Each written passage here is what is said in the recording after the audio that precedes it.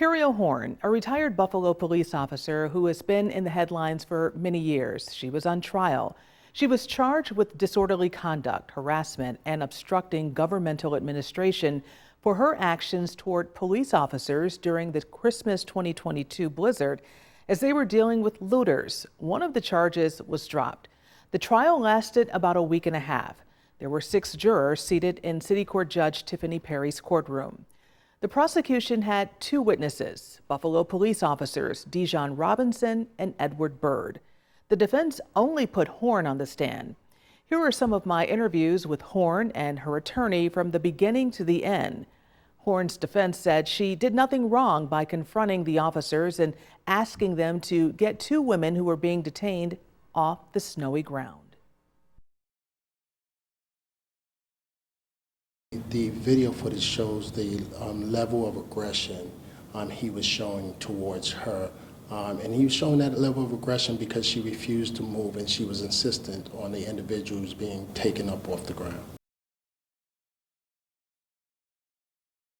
She had a constitutional right to be there. She had a constitutional right to challenge. She had a constitutional right to observe. The reality is that while she had all of these constitutional rights that he will admit to, right, he still arrested her. It said it was for not minding my business. I didn't know that was a charge. You asked for a motion to dismiss some charges. Were any of those granted? Yes. The judge dismissed the disorderly conduct charge. It required Ms. Horne to congregate in public for the purpose of engaging and disturbing the peace, right? And certainly there was no evidence that Ms. Horne had congregated with anyone. So as of now, the jury will only have 2 charges to consider? Yes, the jury is considering obstruction of governmental administration and harassment. Officer Bird was on the stand. You kind of went toe-to-toe with him about a couple of issues when it came to procedure, use of the body cam, when it was going to be turned on. Was it a playoff of words, or what was your point? Well, it's not a playoff of words, right? There are some procedures that are put in place, right? And obviously these officers have clearly not read the procedures, right? They've not read the body-worn camera policy, because if he read the body-worn camera policy, he would know that he cannot just simply turn it on and off at will, right? And so, but his expectation is that because we didn't have that information to cross-examine him on today, that he could just get away with, telling the lie about the camera, right?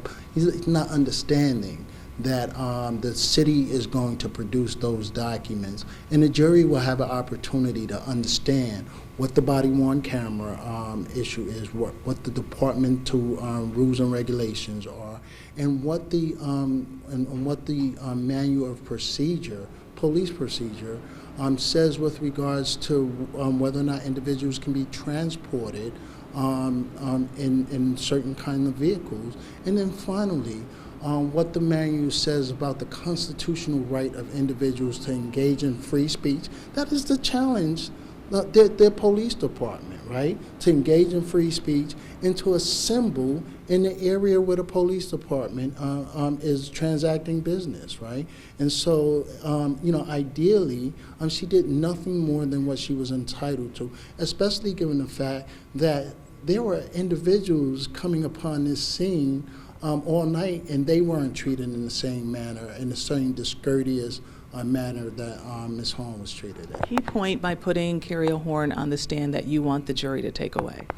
Key point that I want them to take away that it was not her intention to obstruct their investigation. Her intention, as she recognized when she walked towards the officer, the very first thing that came out of her mouth was, "Officer, I understand that these kids did wrong, but they should not be sitting on the ground given the inclement weather conditions," right? And so the key point is that it was not her intention to obstruct what was going on.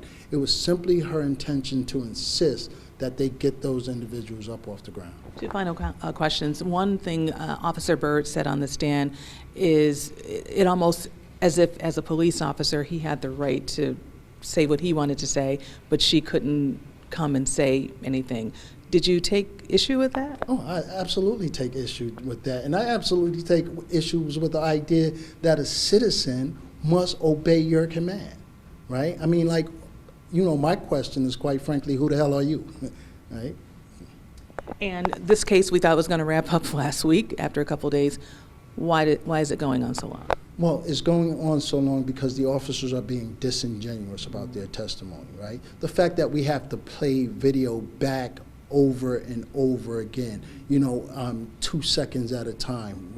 And Officer Robinson was extremely disingenuous, right? I would play a video and then he would say, well, I don't remember what it said. And only 2 seconds had elapsed in the vehicle, in the testimony.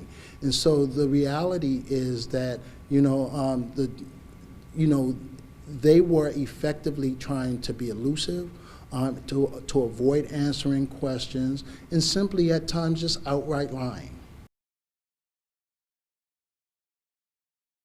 While on the witness stand, Horne talked about why she ended up in jail before this trial even started. She said that she was upset that she got locked up for not coming to court after coming for 2 years. Her attorney questioned her about her actions, saying, "Did you intend to strike an officer?" Horne said no. You asked her, did she intend to strike one of the officers? Talk to me about that. So, because the harassment, like all other crimes that a person is accused of, requires you to intend to do something, right? And in this instance, right, while she may have pointed her finger at the officer who leaned forward and then grabbed her, right, she did not intend to cause the physical contact that, and so I will make legal arguments with regards to that, right? But the question of intent is probably and perhaps the most important question in a criminal trial, whether or not one intends to do the thing that they are being accused of doing. On cross-examination, the prosecution did ask about if she had issues with the Buffalo Police Department. Yes, and to my great shock, right, because just prior to that, we had spent some extensive time redacting some items that were inopposed because the court had made a ruling that this information should not come in, right, because the court did not want it to cloud the jury, right? But asking that question, the prosecutors simply opened the door for Ms. Horne now to talk about the issues that she had with the Buffalo Police Department, and then to further elaborate on the fact that there's a law named in her name requiring police officers to come to the aid of individuals who are being, where unnecessary force is being applied. Certainly, I believe that in a blizzard where you can catch hypothermia within 15 minutes of being out in the cold, that was either misconduct or that was the inappropriate use of force against those individuals, right? And that the other officer had a duty under Cariol's law to come to the aid of those defendants who were placed on the floor. So they each had a reciprocal duty to one another.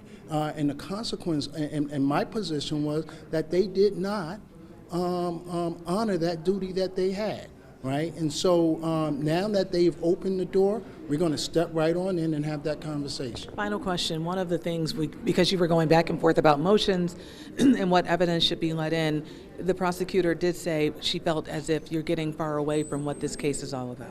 Well, no. So this we didn't bring the case, right? We're defending against the case, right? And so when the prosecutor brings up information into the case, right, then it's my responsibility to defend against that information. For instance, it wasn't me talking about policy with regards to the Buffalo Police Department policy with transporting individuals. It was them who began that discussion, right? And now, if I feel and if I discern that they are talking about policy but not submitting the right policy to the court, it is my responsibility to challenge that on behalf of Ms. Horne. So they can't on the one hand say, Your Honor, we brought this up, but now we are far afield of what the issues are after I begin to challenge them on the policies and on the issues that they are bringing up.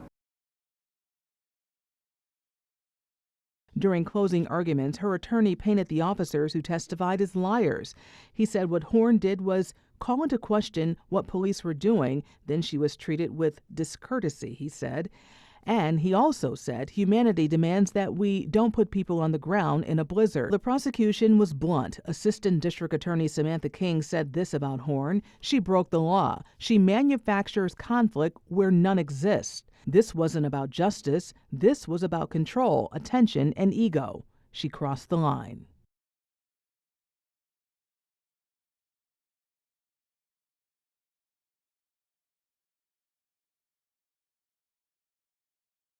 Guilty verdict is always a hard pill to swallow, especially given the fact that they acquitted her of the harassment, right, in which they claim that she shoved the officer.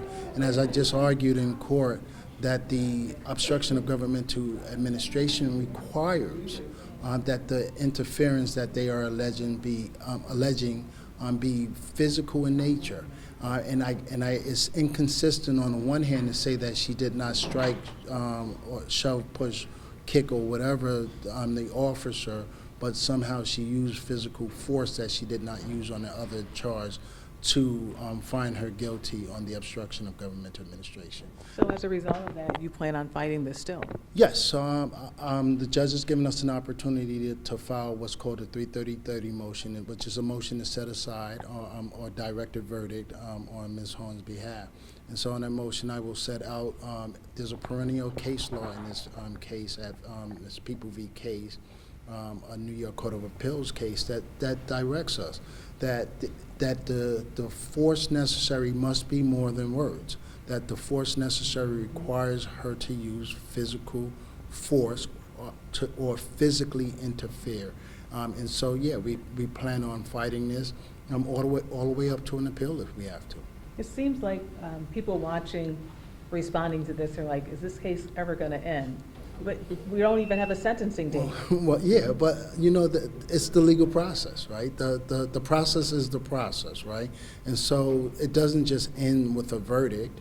There's an opportunity, one, for the judge to correct the verdict pursuant to 330-30 subdivision 1, where there's, if the judge finds that this would be overturned on appeal, given the cases that I'm going to argue, the judge has an opportunity to correct the record before the appellate division has the opportunity to correct the record. And so we're going to just seek to use up all of the tools that are granted to us under the criminal procedure law with regards to the verdict that has been rendered.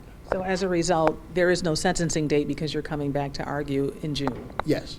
Yes, so and there won't be a sentencing date for a while because after we come back to argue, then Ms. Horne is going to have to go to probation, and probation is going to weigh in, and then we're going to come back for sentencing. Cariol, can we get your response to this? Obviously, you were hoping for not guilty, but it was a split verdict. Guilty on one, not guilty on the other. Yeah, actually, I said to Tony, I thought it was going to be the other way around. But I am still confident that it'll be, what is it called, overturned? Oh, yeah. I'm confident that it'll be overturned. But in the meantime, those officers, they were breaking the law, Cariol's law, which is something that I could not speak about in here, which was crazy to me, that I couldn't even speak about something that I wrote and that I pushed to have passed here in the city of Buffalo. And one of the court dates that I missed, I was in Albany being recognized at the Assembly and the Senate for Cariol's law because they're pushing it on the state level. So they can break the law, but then I'm breaking the law by correcting them for breaking the law, which is a law that I wrote. It's crazy to me.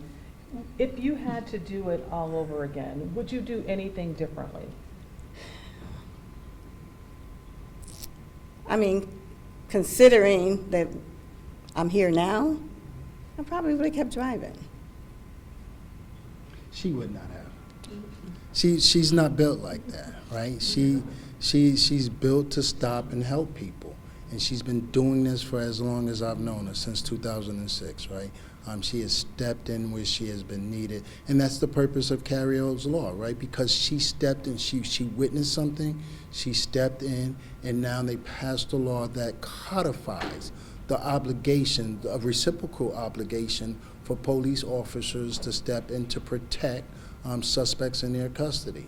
And so I think that she stopped because that's who she is, and that's who she's built to be. But there's still no accountability for police officers, and that's the problem.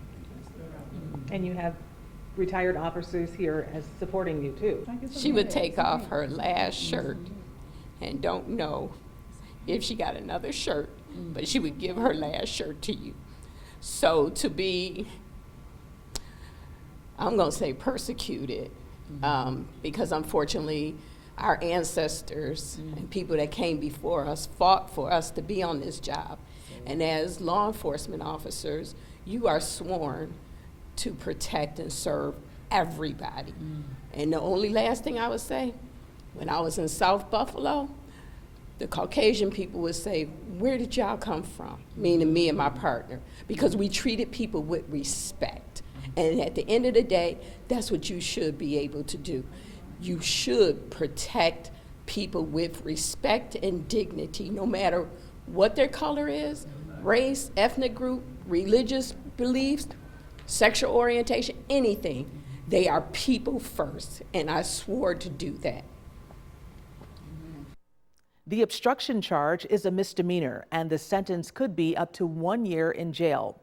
Harassment is a violation. The penalty is up to 15 days in jail. Horne's lawyer wants the verdict set aside, and as a result, no sentencing date has been set. The next court date is June 16th. Thank you so much for watching WGRZ+.